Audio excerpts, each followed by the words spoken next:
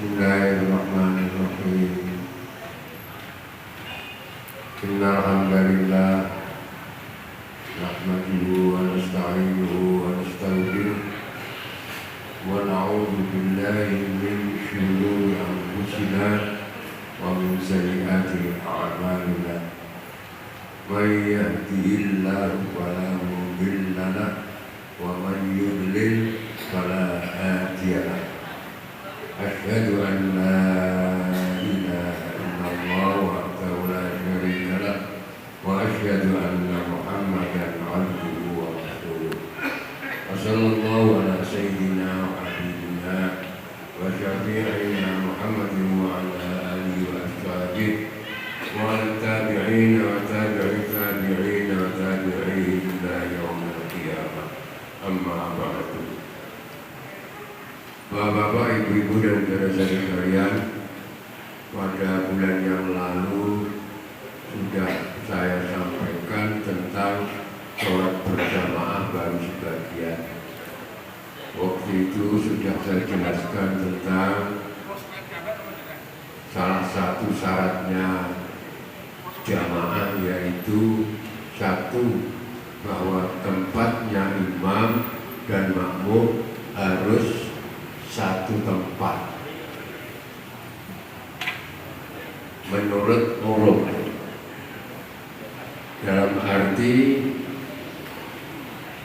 antara imam dan makmum itu kumpul satu tempat, dan seandainya ada bisa jaraknya tidak terlalu jauh, kecuali kalau nyambung. Kalau jamaahnya sampai 5.000 kan tempatnya nggak ada, mungkin panjang kali, asal nyambung nggak masalah. Tapi kalau bisa lebih dari misalnya 50 meter itu namanya bukan nggak kumpul lagi, namanya bukan kumpul lagi, harus kumpul di satu tempat. Dan kalau di luar masjid antara imam dan makmum itu bisa usul, makmumnya bisa mencapai tempatnya imam tanpa harus muter-muter, tanpa harus membalikkan badan dari arah kiblat. Jadi kalau dia bisanya sampai ke tempatnya imam harus membalikkan badan dari arah kiblat, maka nggak sah jamaah. Tetapi kalau di dalam masjid tidak masalah. Misalnya seorang makmum akan menuju ke tempatnya imam, terpaksa harus muter, nggak masalah. Tapi kalau di luar masjid itu tidak sah jamaah. Seperti ini sering menjadi masalah, bahwa kalau di samping masjid ada temboknya, lalu ada pintunya, itu walaupun pintunya ditutup, jamaahnya sah. Jadi jamaah di sebelah utara tembok, pintunya ditutup, nggak ada pintunya juga sah. Jadi dari makmum kalau mau menuju imam harus muter, itu tidak jadi masalah kalau di dalam masjid. Kalau masjidnya ada yang 2 lantai, di atas di bawah, untuk mencapai imam harus muter, nggak menjadi masalah. Yang pertama kali terjadi di Indonesia itu di Masjid Syuhada Jogja. Masjid Syuhada Jogja yang didirikan untuk memperingati para pahlawan Indonesia yang gugur dalam perang kemerdekaan, dibuatkan masjid, diberi nama Masjid Syuhada.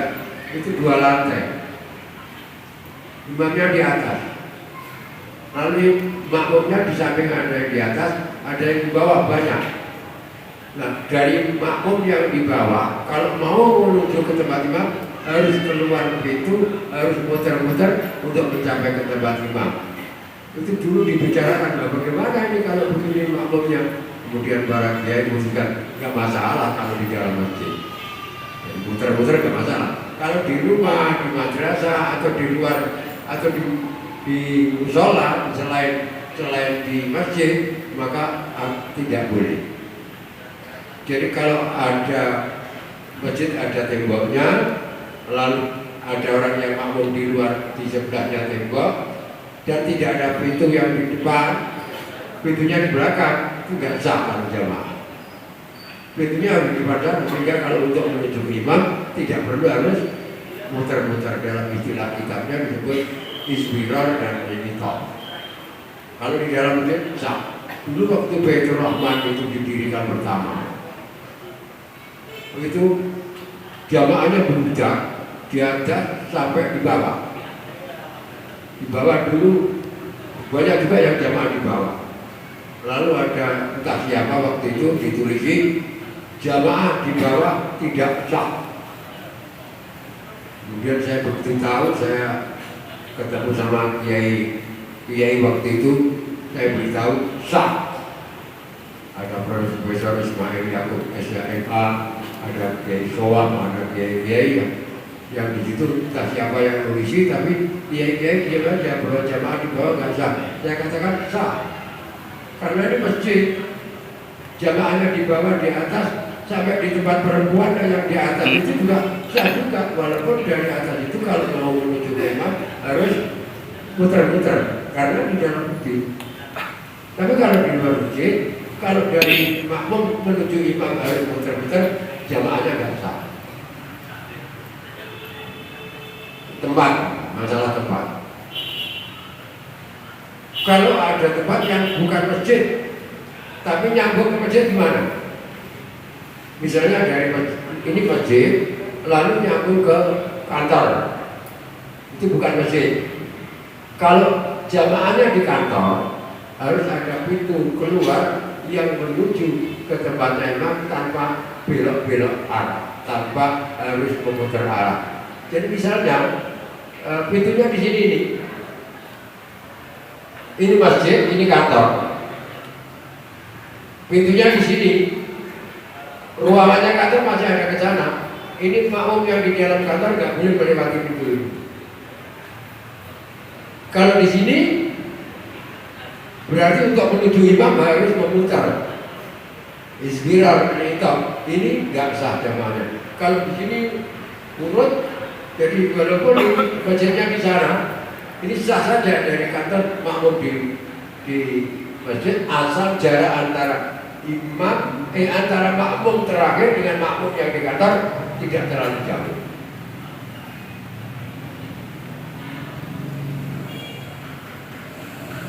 Itu mengenai tempat. Mengenai imam, yang boleh ngimami makmum itu siapa? Imam yang boleh ngimami makmum secara umum yaitu imam laki-laki boleh jadi imamnya makmum secara umum. Boleh ngimami laki-laki, boleh ngimami perempuan. Tapi kalau perempuan hanya boleh ngimami pada perempuan. Perempuan tidak boleh ngimami laki-laki. Kalau perempuan ngimami perempuan boleh. Anak-anak ngimami orang tua boleh. Boleh anak-anak. Asal awalnya sudah terkena perintah sholat. Yaitu ketika umur 7 tahun, karena Nabi pernah bersabda, Mulus sabiya bisolati wa hum abna'u sab'i wadribuhum 'alaiha wa hum abna'u asyri. Perintahkan anakmu suruh sholat ketika anak umur 7 tahun, dan pukullah anakmu kalau meninggalkan sholat ketika umur 10 tahun. Ya harusnya dipukul ya, jangan dipukul sampai membahayakan. Dengan pukulan yang tidak membahayakan. Jadi kalau anak umur 7 tahun jadi imam boleh, karena sholat dia diterima. Asal ya tentu saja suci dari najis, ya bocah umur tahun huruf sunat ya sah jadi. Umur 7 tahun belum cucikan ya nggak sah jadi.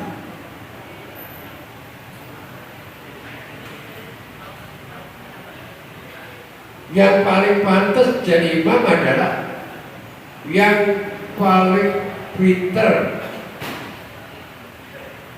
yang paling pinter agamanya,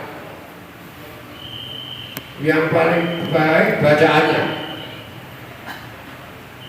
Kalau ada sama-sama baik bacaannya, ya yang paling di samping bacaannya, yang pinter ilmu agamanya, syariatnya. Kalau ada yang bacaannya baik, syariatnya baik, sama-sama, yang satu tua, yang satu muda, didahulukan yang tua.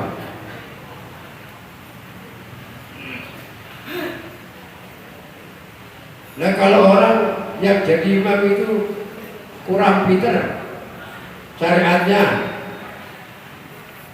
atau bacaannya salah, orang yang alim, orang yang bacaannya baik itu tidak boleh makmum pada orang yang bacaannya nggak baik. Saya yang mau bacaannya Fatihahnya orang bener apa? Iya karena aku juga iya karena stain itu nggak benar. Harusnya kan iya karena aku juga iya karena stain. Imamnya mau coba apa? Iya karena aku juga iya karena stain. Pokoknya kadang-kadang rambutnya ini. Nah imamnya rambutnya kono, aku harus makmum di luar rambutnya kono ada situ. Kan nggak sah. Kalau masalahnya yang utama dengan yang tidak utama boleh ada kiai yang pinter ngaji, pinter kitabnya, umurnya 50 tahun. Makmum pada kiai yang alim juga, pinter juga, umur 40 tahun, kan utama yang tua. Boleh-boleh saja yang tua makmum pada yang muda. Jadi kiai misalnya kelas 1, makmum pada kiai yang kelas 2, boleh-boleh saja. Nabi pernah itu makmum pada Abdurrahman bin Auf. Nabi pernah makmum pada Abdurrahman bin Auf. Jadi orang-orang pada sholat yang jadi imamnya Abdurrahman bin Auf, lalu Nabi datang ikut makmum pada Abdurrahman bin Auf. Itu pernah. Jadi boleh orang yang fadil makmum kepada yang afdal boleh. Yang utama makmum pada orang yang kurang utama boleh-boleh saja.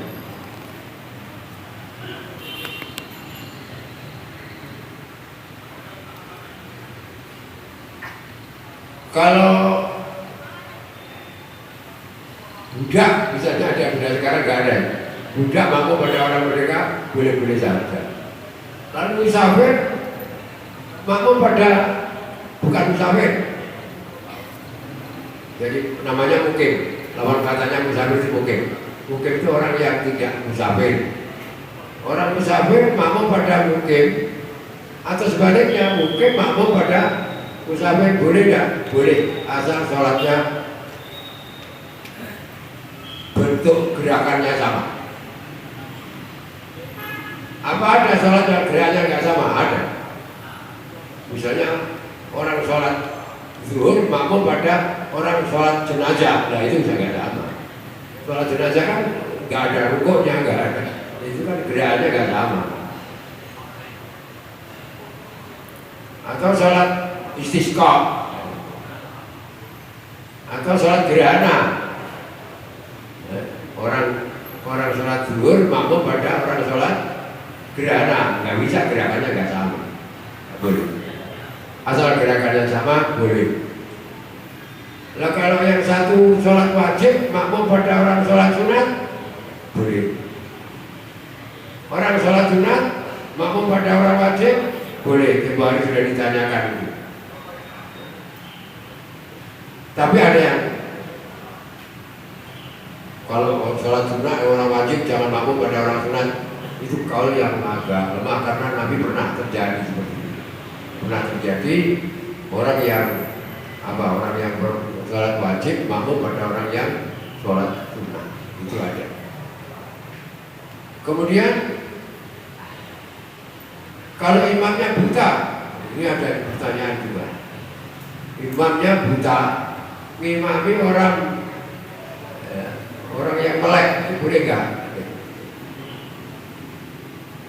Boleh.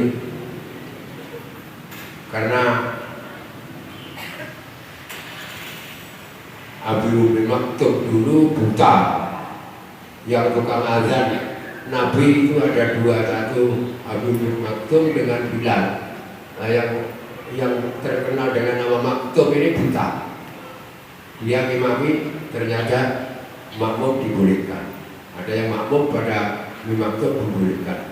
Aisyah juga pernah sholat jamaah yang jadi imamnya Umi Maktum.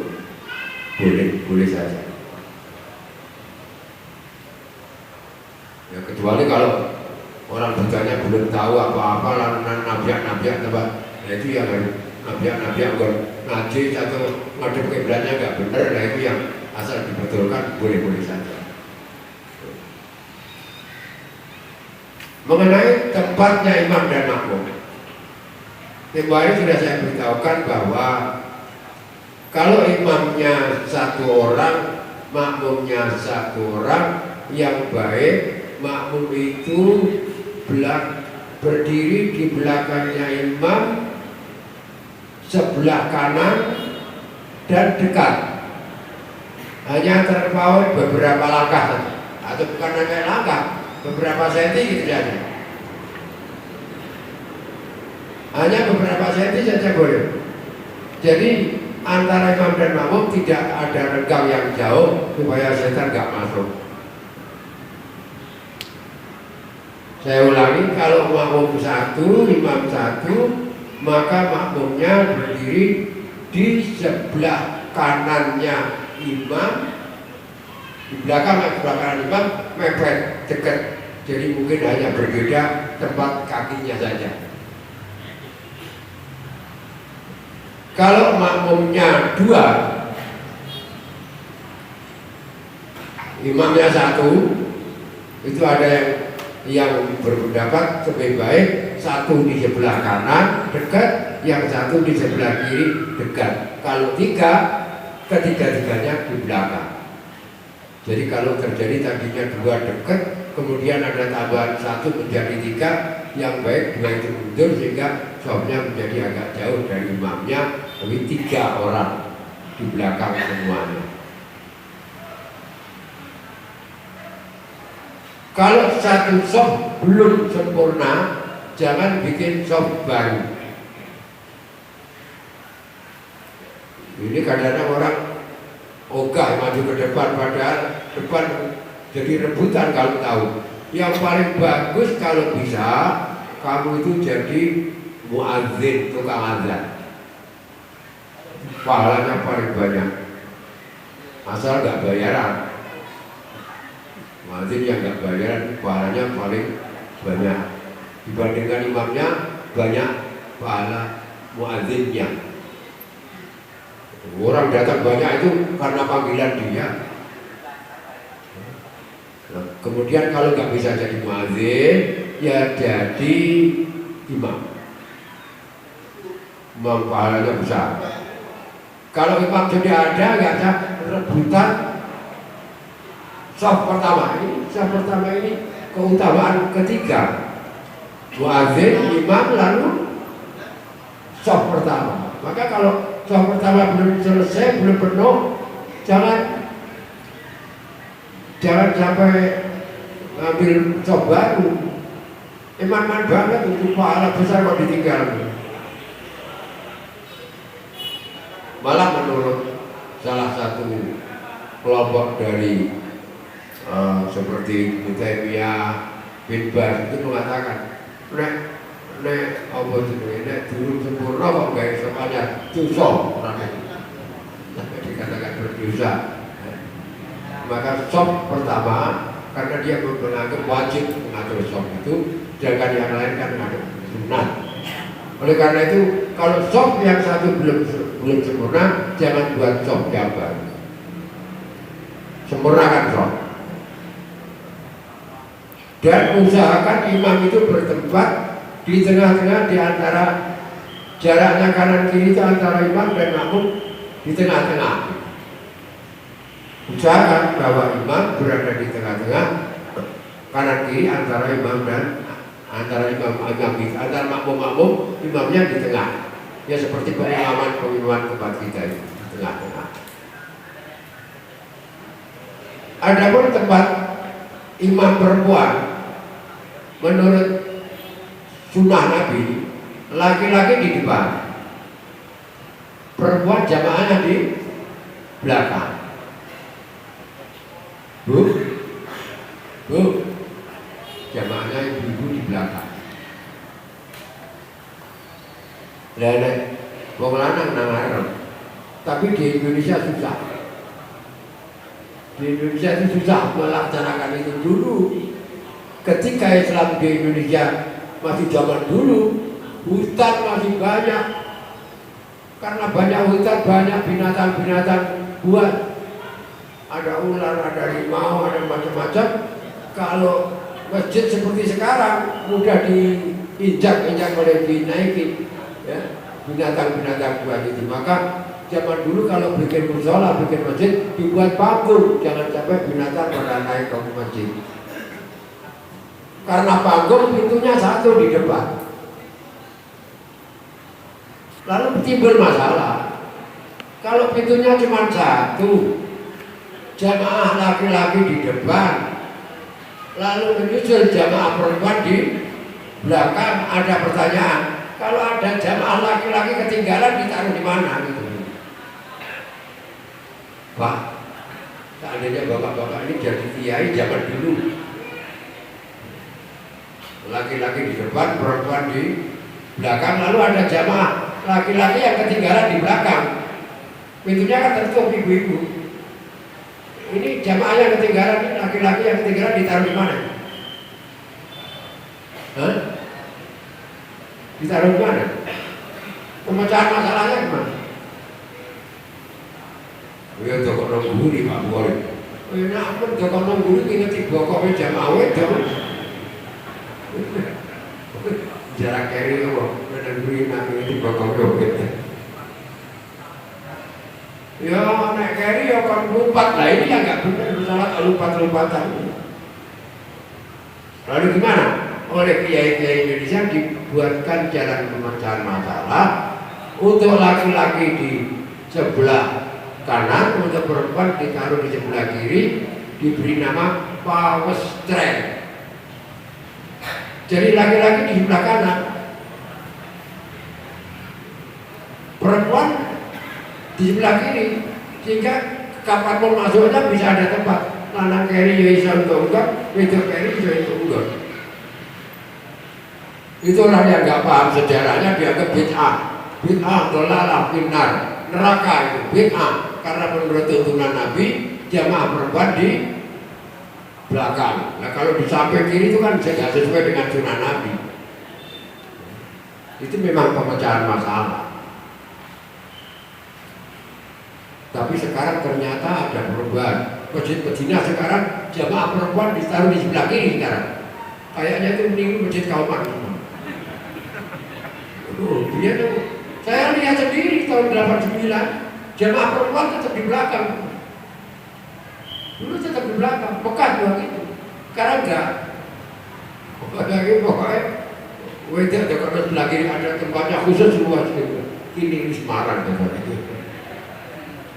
Itu pemecahan masalah, bukannya sengaja mengingkari sunnah Nabi, enggak, pemecahan masalah. Jadi perempuan di belakang kalau memang dia ya boleh-boleh saja, jangan sampai ada menutup kemungkinan kalau ada orang laki-laki ketinggalan bagaimana.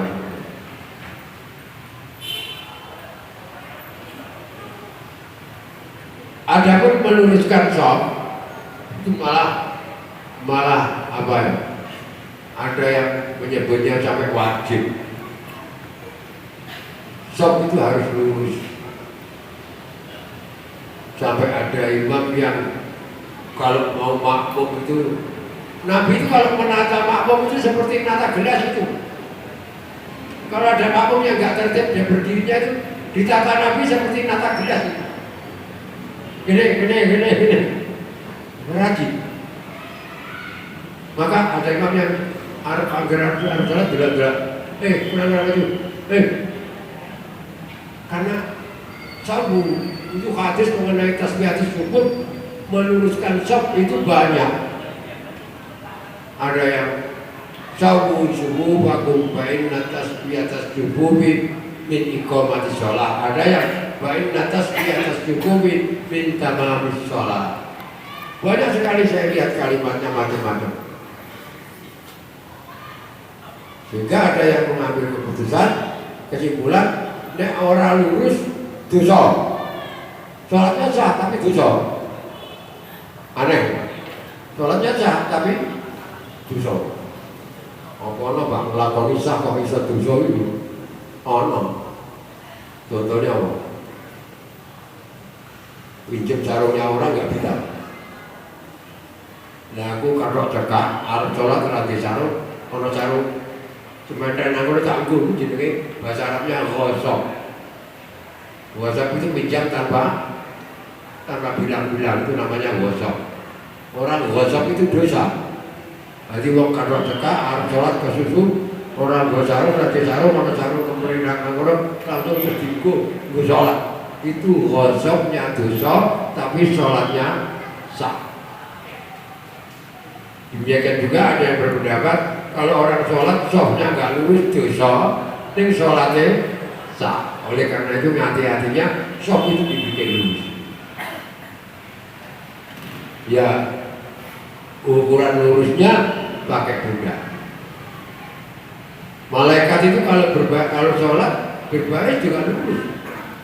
Sehingga dikatakan bahwa ya subuh naka subuh kasubuh pimpin kita. Barisnya orang Islam kalau sholat itu seperti baris pada waktu perang. Jadi itu memang perlu sekali diperhatikan masalah shaf.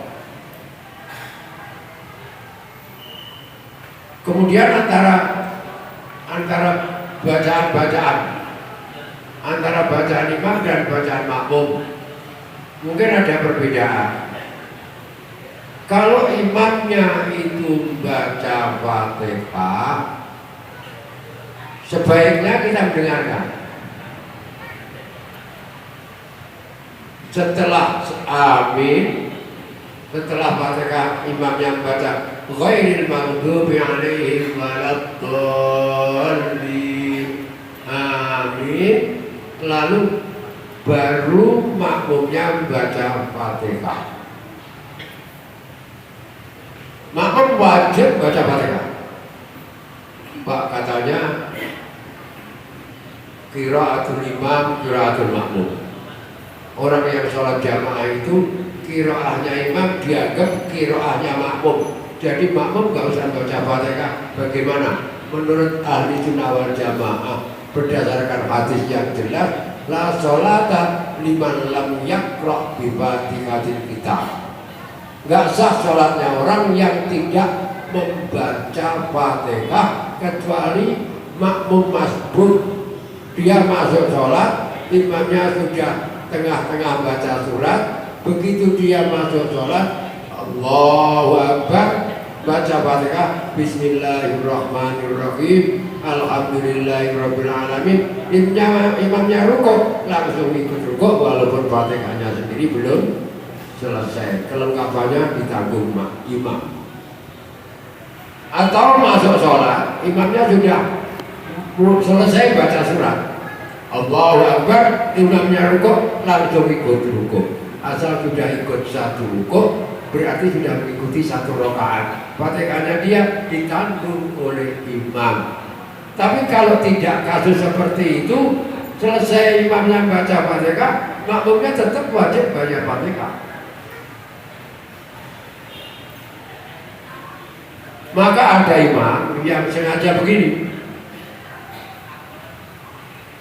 ghairil maghdubi 'alaihim waladdallin. Amin.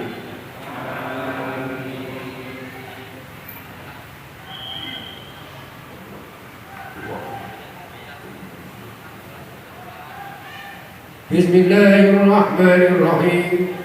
Alakumut takatsur hatta zurtumul maqabir. Jadi diam sejenak, memberi kesempatan makmum baca Fatihah. Seperti contoh saya tadi, jadi diam dulu. Tapi karena sholat nggak boleh diam, maka imamnya baca tapi pelan-pelan, supaya makmumnya tidak terforsir untuk mendengarkan. Sebab kalau imamnya baca, kita disunahkan untuk mendengarkan. Sedangkan kita punya kewajiban baca Fatihah. Supaya nggak tabrakan, maka imamnya berhenti sebentar. Setelah berhenti sebentar baru baca. Ada juga yang begini. Saudara perhatikan. Jangan lupa amin. Ghairil maghdubi 'alaihim waladdallin.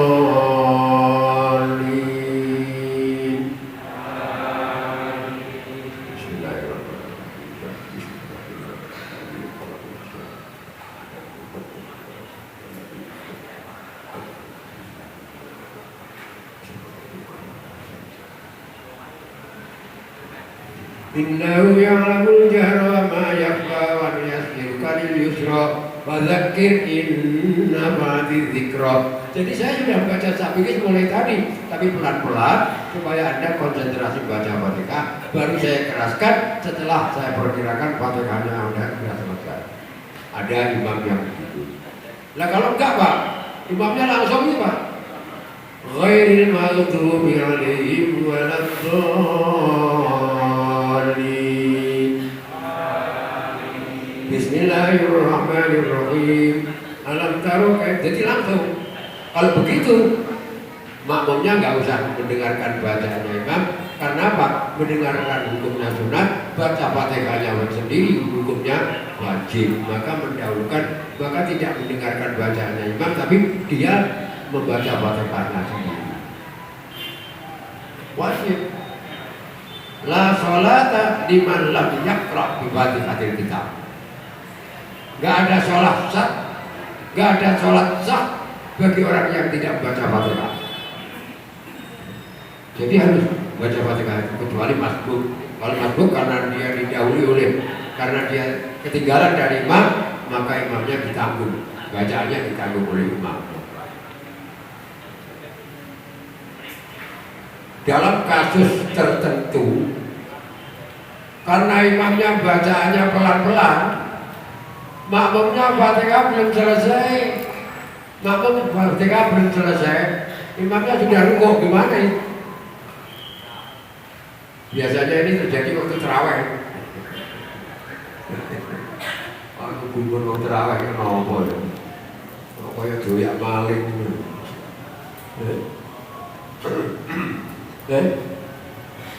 Wong imam terawih kaya doyak maling ku napa? Padahal nek imam terawih, nek imam salat isya ya biasa bae. Nek nek terawih lho dadi apa te napa? Jadi jajal zaman batik amine padha parang ghairil maghdubi 'alaihim waladdallin.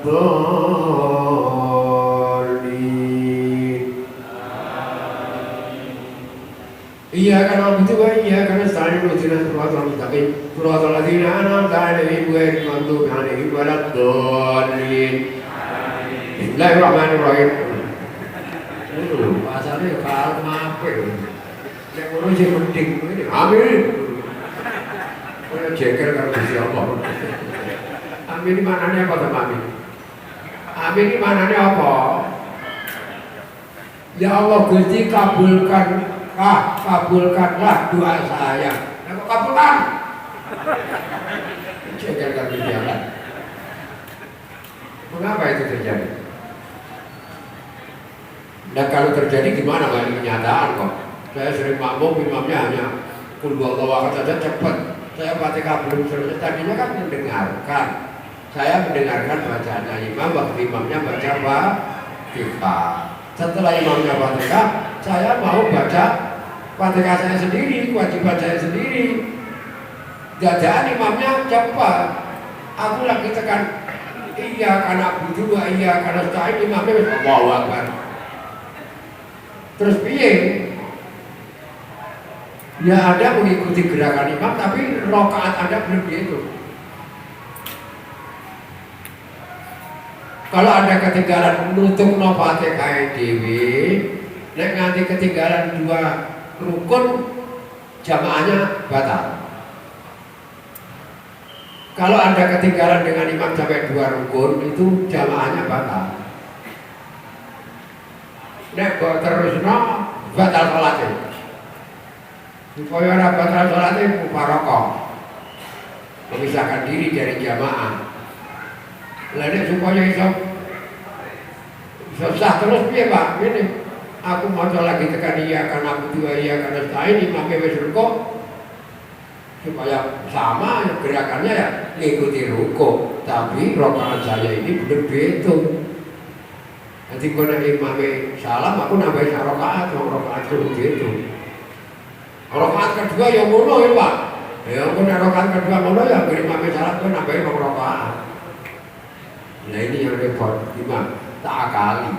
Ini zaman pengen ngakali kayak aku tiru. Aku ngerti imam ini masih balap doli masih kudu akad. Aku hanya ada Fatihahku.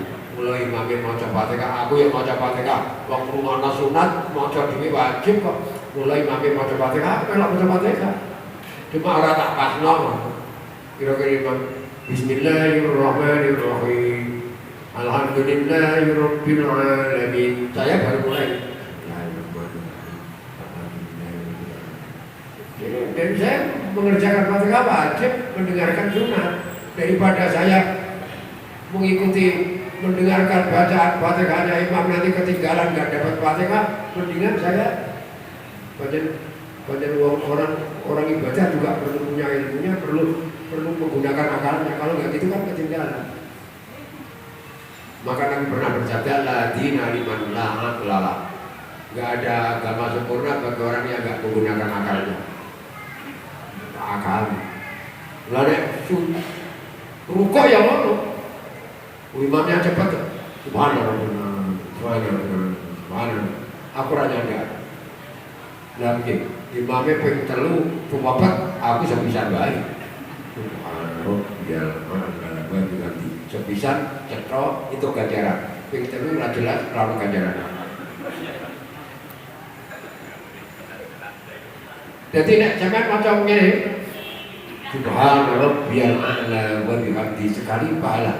Kalau begini Subhanallah subhanallah ini apa ganjaran? Unine piye kok? Aku ngomong piye kok? Unine piye kok? Ora nyekel kok. Subhanallah. Jangan kemelok-melok saja. Wong imame kaya ngono melu-melu kok wis ora sampe. Soal imame kok ganjaran ora ngerti. Aku golek ganjaran mula ngono. Imame cepet ngono ya tas gawe sebisa wae. Bisa tapi cepet dapat pahala. Wah, imame cepet malah cepet suara. Jangan dia malah kalau ganjaran kok. Salat itu harus tumakninah. Apalagi kalau gini. Allahu Akbar, Allahu Akbar. Tumakninah nanti kok. Salat harus tumakninah. Sukunul jawarih seluruh anggota badan tenang seukur subhanallah. Allahu Akbar. Allahu Akbar. Itu masih tumakninah kalau gini? Allahu Akbar. Allahu Akbar. Enggak ada tumakninahnya, salatnya enggak sah. Oh salat kok kaya manuk sikatan yang berwalang. Cepet banget. Disiasati. Saya kemarin ditanya, Pak, sebabnya apa Pak? Nang tanah Jawa ini mau terawih, nek sholat isya, nek maca ya biasa baik, nek wis ngimami terawih kok terus cepet sebabnya apa? Aku jawab ya, aku ora ngerti. Jawabannya aku ora ngerti, ora paham, ora ngerti. Katanya anu Pak, untuk menunjukkan barang siapa senang kemasukan bulan Ramadan. Man farika bidhuli Ramadan haramallahu jasadahu niran. Barang siapa senang kedatangan bulan Ramadan, maka Allah mengharamkan badannya orang itu dari neraka. Barang siapa senang didatangi bulan Ramadan, Allah mengharamkan badan orang itu dari neraka. Maka kalau terawih dicepetkan menunjukkan gembira, ya orang mau gembira cepet-cepetan. Nah sebabnya apa Pak Buar? Saya nggak tahu tapi perkiraan saya. Mergo wong Jawa ki ra kulino salat Jawa suwe, kula nek suwe dicepetno ben cepet. Biasane 4 rakaat paling Jawa kok 20 rakaat. Kadang 20 rakaat kesuwen dicepetno ben cepet. Wong Jawa kulino ora kulino Jawa, mulane nek terawih cepet-cepet ben rampung. Aku keren wong Jawa ora sabaran sholat ini di Mekah. Sampai nanti kalau ketemu orang haji tanya, nang Mekah nang Madinah iki akeh wong Jawa jamaah kecil. Nang tanah Jawa kene imame nek rukuk ya sedelo subhana rabbiyal a'la wa bihamdihi subhana rabbiyal a'la wa bihamdihi subhana rabbiyal a'la wa bihamdihi. Lah nek ana suwe dawa. Kadang-kadang wong Jawa wis kadung subhana rabbiyal kadung tangi imame durung. Nek rukuk ra sepiro sing paling elek iki sujud, Mas. Sujud nulis.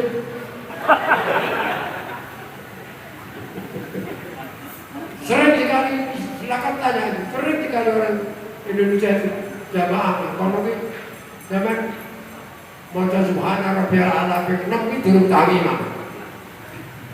Memang nikmat masalah subhana rabbiyal a'la, apalagi bacaan sujudnya Nabi, rukuknya Nabi tidak hanya subhana rabbiyal a'la saja. Sujudnya Nabi tidak hanya subhana rabbiyal a'la, ada sajadah wajhil ladzi sawwara syaqqa sam'ahu bi qawlihi wa quwwati ada Allahumma ij'alni minas sajidin wa la taj'alni minal mutakabbirin. Oh, banyak sekali doa-doa Nabi waktu sujud. Barakallahumma wa bihamdika rabbil alamin. Juga kalau sujud Nabi kadang-kadang setengah jam. Ya, kalau tidak di Mekah ya panjang daripada orang-orang Indonesia. Oleh karena nggak biasa panjang, kalau ada yang imami seperti itu sampai kecil-kecil. Nah di Indonesia itu mengapa kalau terawih cepat ya itu karena nggak biasa panjang, bisa pernah dan nggak rampung. Nah tiap kali, saya kalau makmum kok kira-kira subhanallah saya baca sekali saja. Subhanallah ya azim wa azim sekali pahalanya dapat. 3 kali nggak jelas nggak ada pahala. Tapi kalau nggak ada tomaninahnya, saya mubarakah. Nek duwe keyakinan makmumnya batal, buat terus no jamaahnya gak sah. Nek wong sholat orang nganggo tomaninah, itu sholatnya batal. Lah aku ngerti nek imamnya ora tomaninah kok melok jamaah terus, itu sholat saya ikut batal. Maka saya mubarakah. Mubarakah itu dalam hati memisahkan diri dari jamaah, dalam hati saja, nggak usah ngomong aku mubarakah, nggak usah. Artinya yang berkata saya mubarakah. Mubarakah itu artinya pisahkan diri dari jamaah. Ya tetap di situ sholat, ya sholat seperti masih sholat di situ sebenarnya sudah bisa. Saya sering itu karena saya sudah nggak yakin imamnya seperti itu, saya mubarakah tetap di situ, tapi sholat mengikuti irama saya sendiri, nggak mengikuti yang sama. Jadi jamaah itu harus mengikuti imamnya, tapi kalau imamnya batal nggak boleh diikuti. Nah kalau imamnya baca surat-surat yang ada sajadahnya gimana? Ini juga orang haji dan umrah Indonesia sering kecelek ini di Mekah. Jadi imamnya itu baca surat yang sengaja ada sajadahnya. Waduh, ini yang orang sampai setelah selesai sholat pada banyak yang tanya saya, Pak, gimana? Imamnya kok baru mau coba terus duduk-duduk sujud, baru duduk balik madep terus rukuk, itu orang salah Pak. Itu kan rukuk dia lagi sujud, imamnya orang Pak sujud dia terus madep lagi rukuk, itu imamnya membaca ayat yang ada sajadahnya. Contohnya seperti innama yu'minu bi ayatina alladziina idza dzukiru biha kharru sujjadahu wa sabbahu bihamdi rabbihim wa hum la yastakbirun.